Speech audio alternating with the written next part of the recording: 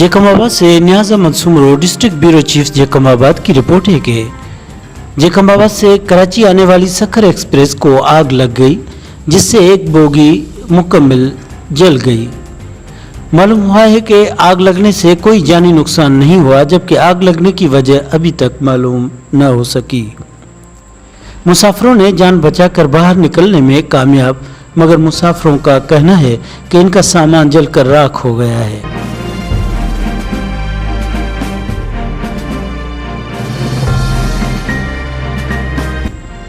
मालूम हुआ है कि आग लगने से कोई जानी नुकसान नहीं हुआ, जबकि आग लगने की वजह अभी तक मालूम न हो सकी।